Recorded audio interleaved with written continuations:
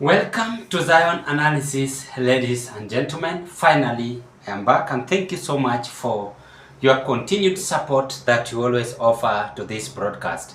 I don't take it for granted and pleasure to meet you once again. President Ruto beaten with a shoe in Migori. And I'm very much shocked. I don't know if they are going to allow us to display this video without attack, but let's watch this video.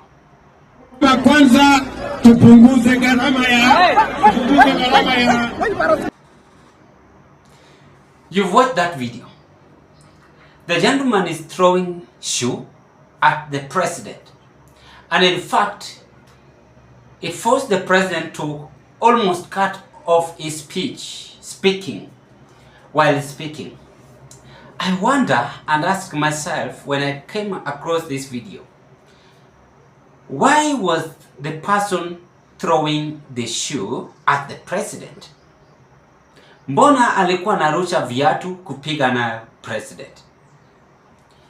And I said, maybe it wasn't failing to listen to president's speech, or it was a plan, or so many things.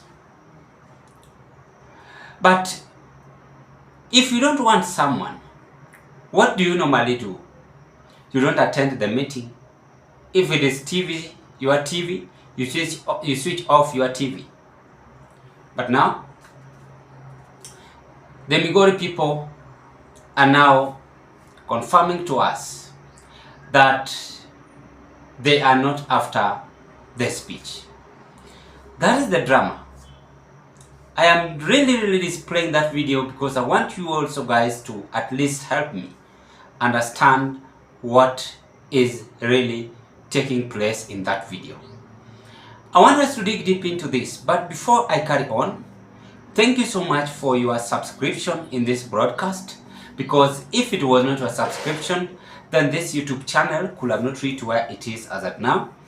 We are still moving very well, and thank you, ladies and gentlemen. If you are watching me for the first time in this broadcast, I request you kindly do me a favor. Take a 1 second, click that notification bell and subscribe to our YouTube channel. Like my video, watch, share, and give us your opinion. As you bother the same boat with the members, please consider to share my videos to your friends, family, and relatives. That is what happened in Migori. Migori people are ashamed the governor and even their person Raila Odinga, and I think Ruto felt it because that is Ruto speaking, and he couldn't believe it.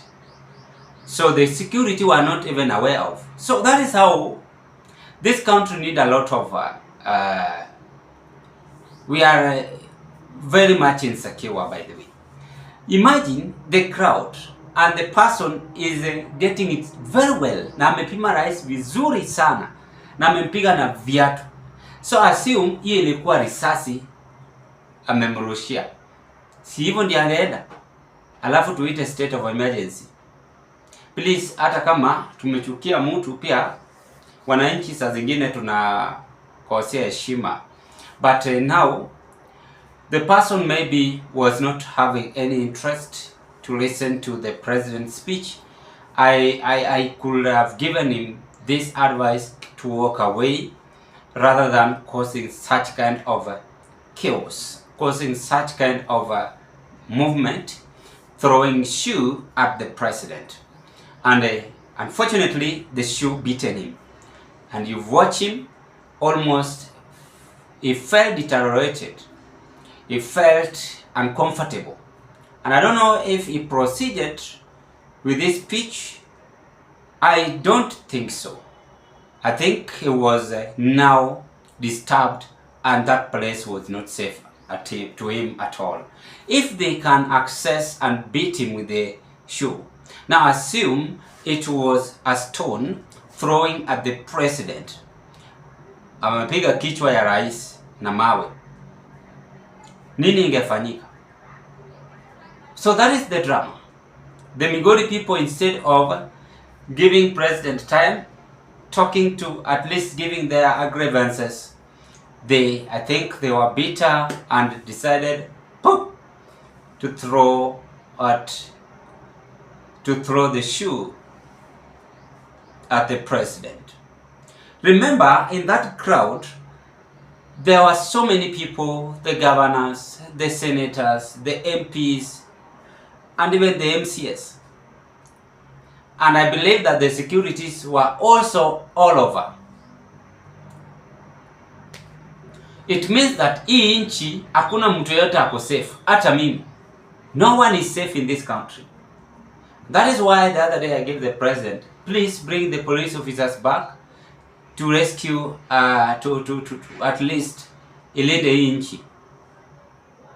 Tusaidiane kimawazo, turekebishe makosa tuko nayo, kwa sababu wananchi wanataka maendeleo, wananchi wanataka barabara itatuliwe, wananchi wanataka maji, wananchi wanataka stima.